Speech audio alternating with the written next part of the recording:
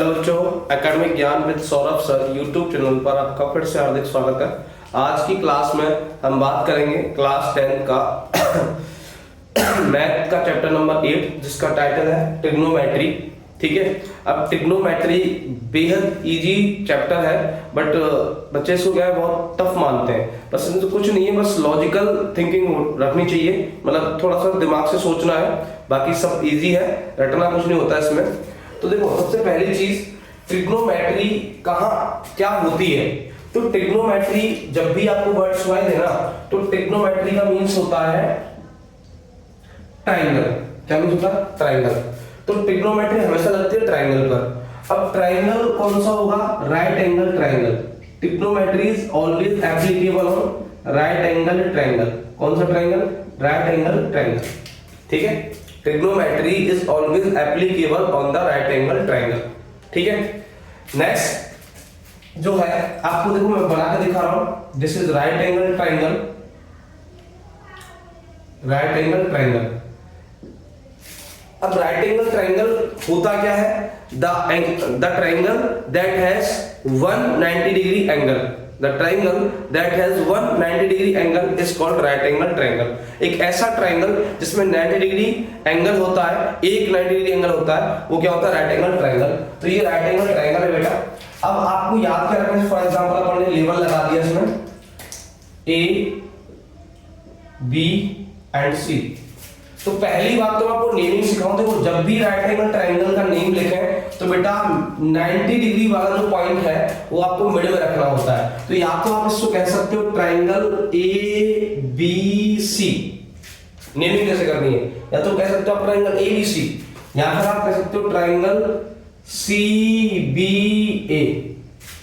आप इसको BAC नहीं कह सकते, आप इसको BCA नहीं कह सकते। मतलब 90 वाला जो पॉइंट है वो मिड में आना चाहिए। ये होता है राइट एंगल ट्रायंगल का नेमिंग। ठीक है, पहली बात। दूसरी चीज बेटा, राइट एंगल ट्रायंगल का जब भी आप ये डायग्राम बना लो उसके बाद एक चीज याद रखना कि 90 डिग्री के जस्ट अपोजिट वाली साइड जो होती है, the opposite side of the 90 degree angle is always hypotenuse. क्या होती है? हाइपोटेनियस। क्या होती है? हाइपोटेनियस मतलब H। ठीक है, उसके बाद एक और चीज, बाकी बची कुछ जो साइड होती है उनमें एक परपेंडिकुलर होता है, एक बेस होता है। ठीक है, अब अगर आपके पास एक मैं बात करूंगा चीज की, जिसका मतलब होता है थीटा। थीटा मतलब होता है एंगल। अगर मैंने थीटा बेटा इस एंगल को रिप्रेजेंट कर दिया, मैंने थीटा इस एंगल को दिया, तो थीटा के जस्ट अपोजिट साइड क्या होती है? परपेंडिकुलर। तो ये वाली साइड हो जाएगी आपकी परपेंडिकुलर। क्या हो जाएगी? परपेंडिकुलर। ये बात याद रखना, मतलब P। ठीक है, थीटा के जस्ट अपोजिट वाली साइड परपेंडिकुलर, 90 के जस्ट अपोजिट वाली साइड हाइपोटेनियस। तो बचा कुछ साइड क्या हो जाएगा? बेस। क्या हो जाएगा? बेस। ये वाली बात याद रखना। ठीक है, अगर मान लो मैंने थीटा यहां से उठा के यहां लगा दिया तो फिर ये परपेंडिकुलर बन जाएगा और ये क्या बन जाएगा? बेस बन जाएगा। तो याद रखना, just opposite side of theta is always perpendicular and just opposite side of 90 degree is always hypotenuse. Just opposite side of 90 degree is always hypotenuse and just opposite side of theta is always perpendicular। ठीक है, and remaining side is base। तो remaining side क्या होगी? base होगी and just opposite side of 90 degree is hypotenuse and the just opposite side of theta is always perpendicular। तो these are the three sides of right angle triangle। First is hypotenuse, second is perpendicular and third is base। ठीक है, next we discuss about the important theorem that's name is Pythagoras theorem। Pythagoras theorem। Pythagoras theorem आपने छोटी क्लासों से सुनते आ रहे, 5वीं class से सुनेंगे लगभग। Pythagoras theorem का मीन्स होता है कि the square of hypotenuse is equal sum of square of perpendicular plus square of base। Hypotenuse square is equal some of perpendicular square plus base square. वैसे सम बोल देते प्लस लगाने की जरूरत थी नहीं। तो x square is equal p square plus b square. This is Pythagoras theorem. अब ये कैसे अप्लाई करनी है वो आपको आगे बताऊंगा। उसके बाद ये जो पाइथागोरस थ्योरम में आपने पढ़ा है कि hypotenuse square is equal perpendicular square plus base square. अब इसी के बेसिस पर आपको देखो ये राइट एंगल ट्रायंगल में है ना, ये राइट एंगल ट्रायंगल पर बात करें ना, ये वाला राइट एंगल ट्रायंगल, इसमें आपको ट्रिग्नोमेट्रिक रेशियोज पढ़ने हैं। क्या पढ़ने हैं? Trigonometric ratios, trigonometric ratios. तो बेटा ट्रिग्नोमेट्रिक जो रेशियोज हैं, ठीक है, वो 6 होते हैं। कितने होते हैं? 6 होते हैं। सबसे पहले अपन बात करेंगे साइन थीटा, मतलब इनके सामने थीटा जरूर चलेगा। थीटा मींस एंगल बता दिया मैंने, इससे जो जीरो बीच में से कटा हुआ उसको थीटा कहते हैं। तो साइन थीटा, दूसरा होता है कॉस थीटा, तीसरा होता है टेन थीटा, अगला होता है कॉट थीटा, अगला होता है सेक थीटा, अगला होता है कोसेक थीटा। ठीक है, ऑर्डर वाइज रखना, sine cos tan cot sec cos. ठीक है, sine cos tan cot sec cosec. ठीक है, सब में थीटा चलेगा, थीटा मींस एंगल। अभी देखो इसके लिए ट्रिक क्या रखनी है आपको, इनका सबका फॉर्मूला रखने के लिए जो बता रहा हूं मैं, P B P, P B P upon H H B, P B P upon H H B. ये होती है बेटा ट्रिक इन रेशियोज को फॉर्मूले में याद रखने की। अब देखो उसका एक न्यूमेरिक क्या है, एक मतलब कहावत के तौर पे, लाइन के तौर पे, सेंटेंस के तौर पे इसको याद रख सकते हो कि Pandit Badri Prasad, P for Pandit, B for Badri, P for Prasad, Pandit Badri Prasad Har Har Bhole, Har Har Bhole. तो अब यहां सबसे पहली चीज आपको क्या मिला कि P अपॉन B मिला। क्या मिला? P अपॉन H मिला। तो परपेंडिकुलर अपॉन हाइपोटेन्यूज क्या होता है? Sine theta. क्या होता है? Sine theta. तो P अपॉन H इसका फॉर्मूला बना साइन थीटा का। नेक्स्ट अगला आपको मिल रहा है B अपॉन H।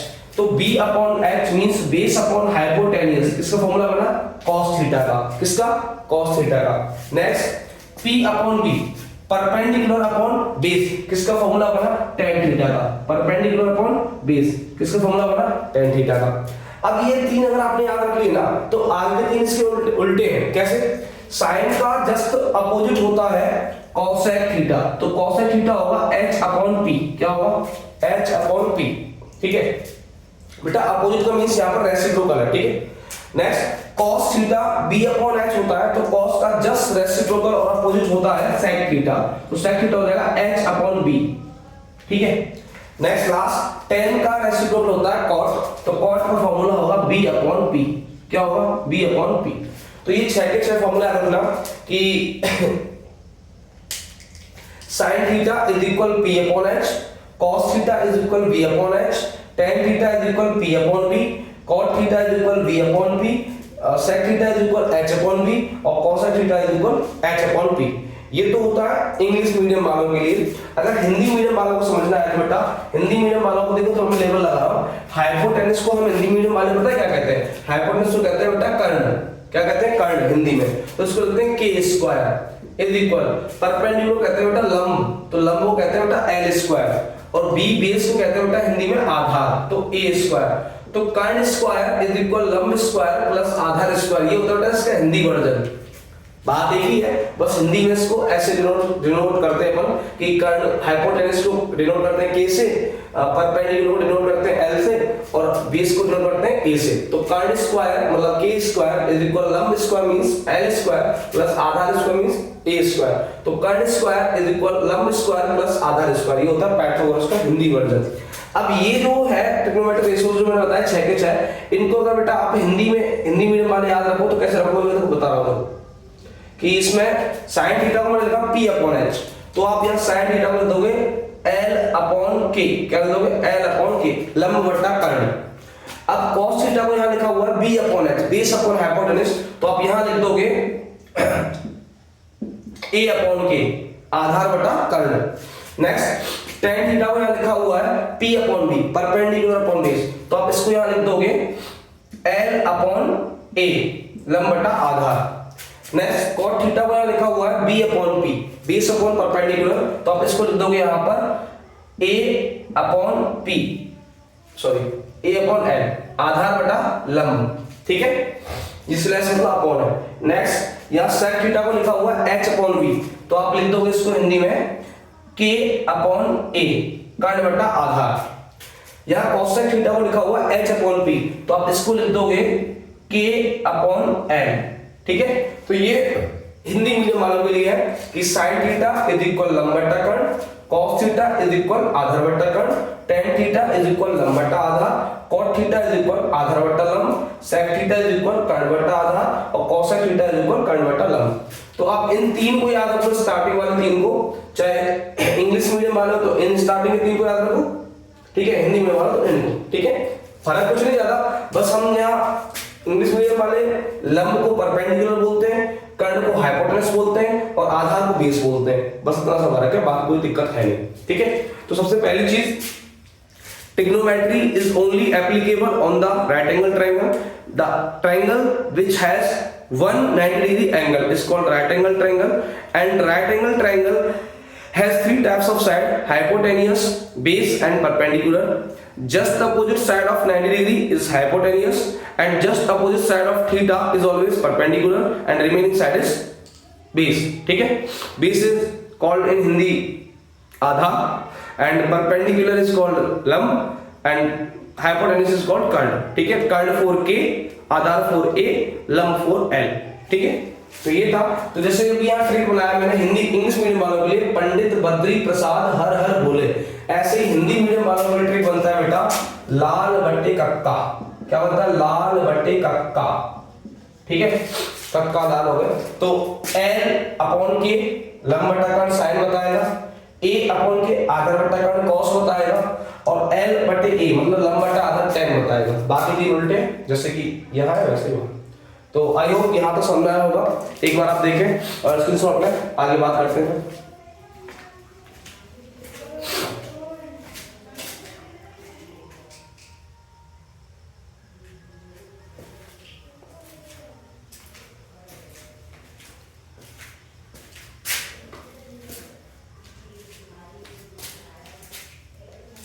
देखो बेटा आगे,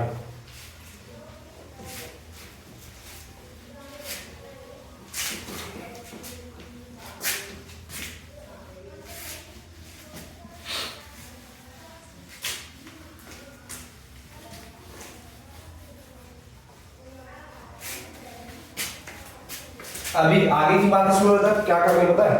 आगे की बात करने के लिए आपको कुछ चीजें बता रहा हूं। जैसे सबसे पहली चीज, इसमें आपको कुछ बेसिक एंगल ही पढ़ने हैं। जैसे देखो कि यहां पर मैं आपको वैल्यू निकालना सिखा रहा हूं, आप साइन की वैल्यू निकालना सीखो।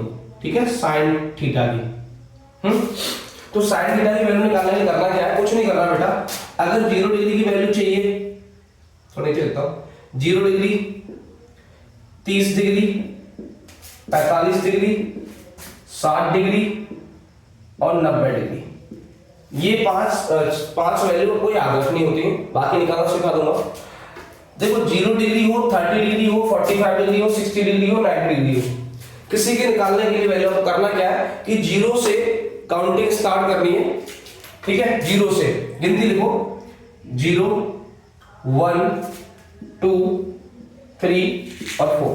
ठीक है, निकालना सिखा रहा, फिर आपको याद हो जाएगा कि साइन थीटा में किसी की भी वैल्यू निकालने, चाहे 0 डिग्री एंगल हो, चाहे 30 डिग्री एंगल हो, चाहे 45 हो, चाहे 60 हो या 90 हो, आपको 0 से काउंटिंग स्टार्ट करनी है, जहां तक जाए 4 तक जाएंगी लिख देना। उसके बाद आपको अपनी तरफ से सबके नीचे डिवाइड में 4 लगाना है। क्या लगाना है? 4 डिवाइड में। ठीक है, नेक्स्ट आपको फिर क्या करना है? सबका स्क्वायर रूट करना है, वर्गमूल लेना है।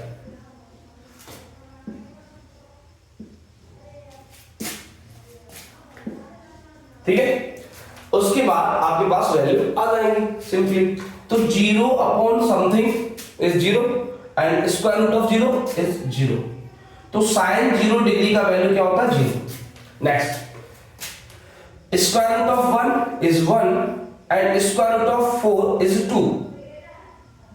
ठीक है, और डिवाइड होगा नहीं इतना ज्यादा, तो साइन 30 का वैल्यू होता है 1/2। Next, 2 1 2 and 2 2 4, 1/2। Square root of 1 is 1 and square root of 2 is square root 2, मतलब रूट में ही रहेगा, 2 का कोई रूट नहीं आता। तो sin 45 is 1/√2। Next root square root of 3 is nothing, मतलब कुछ नहीं होता, मतलब पॉइंट में आता है तो इसलिए स्क्वायर रूट ऑफ 3 का स्क्वायर रूट ऑफ 3 रहेगा।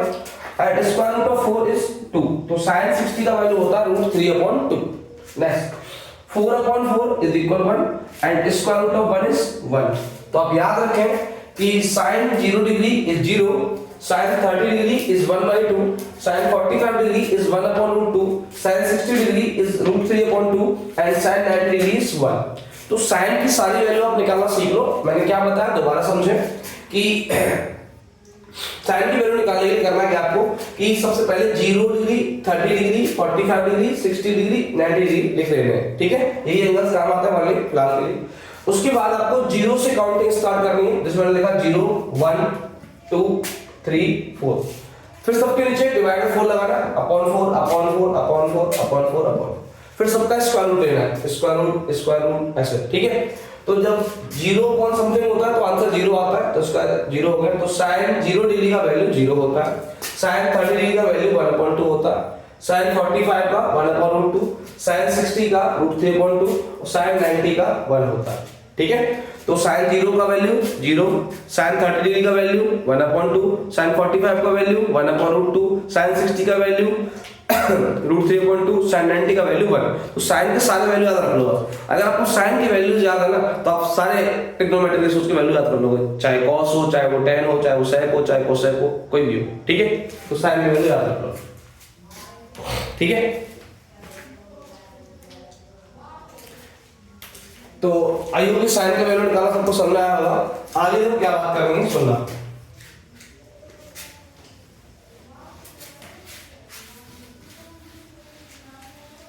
देखो मैं कैसे कह रहा था कि आप सारे वैल्यू याद रखो sin के साथ में। मैंने टेबल बना रहा हूं, थीटा देखो 0 degree, 30 degree, 45 degree, 60 degree, 90 degree, ठीक है।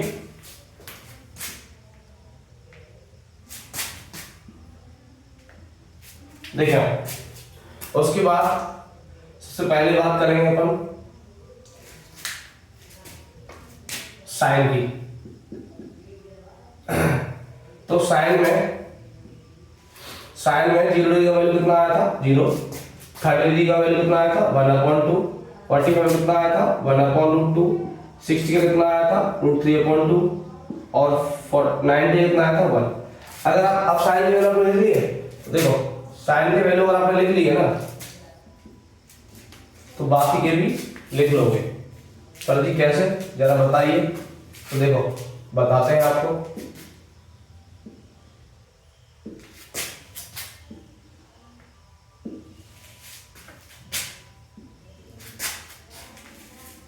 देखें तो साइन की वैल्यू याद रखो कि sin 0 degree is 0, sin 30 degree is 1/2, sin 45 1/√2, sin 60 √3/2 और sin 90 1। अब cos की वैल्यू निकालनी है ना तो आप लिख लो ऐसे cos थीटा, मैंने लिख दिया cos थीटा। अब cos थीटा की अगर वैल्यू चाहिए ना देखो इन साइन की वैल्यू को पीछे से लिख के लाओ उल्टा करके। तो cos 0 is 1, cos 30 is √3/2, cos 45 is 1/√2 and cos 60 is 1/2 and cos 90 is 0, ठीक है। आइए बात समझ में आया होगा। मैंने क्या किया कि साइन की वैल्यू को पीछे से लिख के लाया। कहां से? पीछे से। जो 90 का वैल्यू है ना साइन में वो cos में 0 का वैल्यू है। जो साइन में 60 का वैल्यू है ना वो cos में 30 का वैल्यू है, ठीक है। तो cos 0 degree is 1, cos 30 degree is √3/2, cos 45 degree is 1/√2, cos 60 is 1/2 and cos 90 is 0, okay. अभी आपको देखो आगे tan की वैल्यू याद रखने के लिए करना है बेटा। मैंने आपको देखो अभी बताया था कि बेटा sin थीटा का फॉर्मूला होता है P/H perpendicular upon hypotenuse. Yes और नो? आपको यस। नेक्स्ट मैंने बताया था cos थीटा का फॉर्मूला होता है B/H base upon hypotenuse. Yes और नो? अब बेटा आपको मैंने tan का भी फॉर्मूला बताया था, tan थीटा इज इक्वल होता है P अपॉन B। क्या होता है? P upon B, perpendicular upon base. तो आप थोड़ा ध्यान से देखो कि मुझे अगर tan थीटा sin और cos की हेल्प से लाना हो, अगर मुझे tan थीटा sin और cos की हेल्प से लाना हो तो मैं कैसे लाऊंगा कि अगर मैं आप ध्यान से देखो sin थीटा और cos थीटा में डिवाइड कर दूं, क्या कर दूं? डिवाइड। तो sin थीटा का वैल्यू होता है P अपॉन H, मतलब फॉर्मूला, और cos थीटा का फॉर्मूला होता है B अपॉन H। अब इन दोनों का जब मैं डिवाइड करूंगा तो बेटा H से H कट जाएगा, तो sin theta upon cos theta का वैल्यू क्या आएगा? P upon B। तो P अपॉन B किसको रिप्रेजेंट करता है? आपका वो सर tan को। तो इसका मतलब ये हुआ बेटा कि अगर मैं sin की वैल्यूज में cos की वैल्यूज का डिवाइड कर दूं तो किसकी वैल्यू आएगी? tan की। तो यहां से एक फॉर्मूला याद रखना, काम आएगा आगे की क्लास में, कि sin theta upon cos theta is equal होता है tan theta. sin theta upon cos theta is equal होता है tan थीटा। तो सारा खेल उसी का है। पंडित बद्री प्रसाद हर बोलेगा कि sin का फॉर्मूला पता है P अपॉन H होता है, cos का पता है B अपॉन H होता है, तो tan कैसे निकालना है वो दिमाग लगाना, ठीक है। तो लॉजिक का खेल है सारा, यहाँ रटना कुछ नहीं है कि sin theta upon cos theta is equal tan theta होता है। तो अब देखो वो चीज लगाओ, अप्लाई करो यहाँ पर। तो देखो tan थीटा की वैल्यू निकालोगे तो कैसे निकालोगे? मैंने अभी बताया कि sin की वैल्यू में cos की वैल्यू को डिवाइड करना है। तो देखो 0 अपॉन 1 करोगे तो आंसर इज 0, ठीक है। 1 अपॉन 2 अपॉन रूट 3 अपॉन 2 करोगे तो आंसर इज 1 अपॉन रूट 3। देख लो 2 से 2 कैंसिल हो जाएगा। आगे 1 upon root 2 upon 1 upon root 2 करोगे तो आंसर इज 1। रूट 3 अपॉन 2 और डिवाइड 1 अपॉन 2 करोगे तो आंसर इज रूट 3, और 1 अपॉन 0 करोगे तो आंसर इज इनफाइनाइट। देखो बेटा एक बात याद रखना, समथिंग अपॉन 0 हो तो इनफाइनाइट वैल्यू होती है, मतलब समथिंग मींस ऊपर कुछ भी हो, अगर नीचे 0 है तो वैल्यू इनफाइनाइट हो जाती है। अगर 0 अपॉन समथिंग है, मतलब ऊपर 0 है नीचे चाहे कुछ भी हो, तो आंसर 0 ही होता है, ठीक है।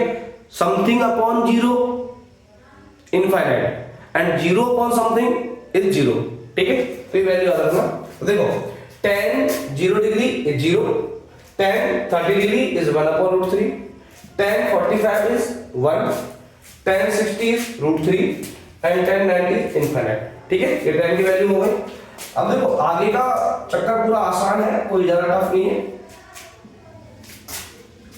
तो अब ये मेरे लिए पहले आज ये 3 वैल्यू याद रखना, sin, cos और tan की, और मैंने बहुत ही आराम से समझाया है, आपको याद हो गया होगा। यहाँ पे मेरी तरफ ये याद रख लेना, मैंने बनाना भी सिखा दिया, याद रखना भी सिखा दिया। तो sin 0 degree 0, sin 30 is 1 upon 2, sin 45 is 1 upon root 2, sin 60 is root 3 upon 2, sin 90 is 1, ठीक है। cos 0 is 1, cos 30 is 1 root 3 upon 2, cos 45 is 1 upon root 2, cos 60 is 1 upon 2 and cos 90 is 0. tan 0 degree is 0, tan 30 is 1 upon root 3, tan 45 is 1, tan 60 is root 3 and tan 90 is infinite। तो ये बात याद रखना। I hope यहाँ तक आप समझ आया होगा। आगे क्लास कंटिन्यू करेंगे कल, ठीक है। जय हिंद, जय भारत, स्वस्थ रहें, मस्त रहें, पढ़ते रहें।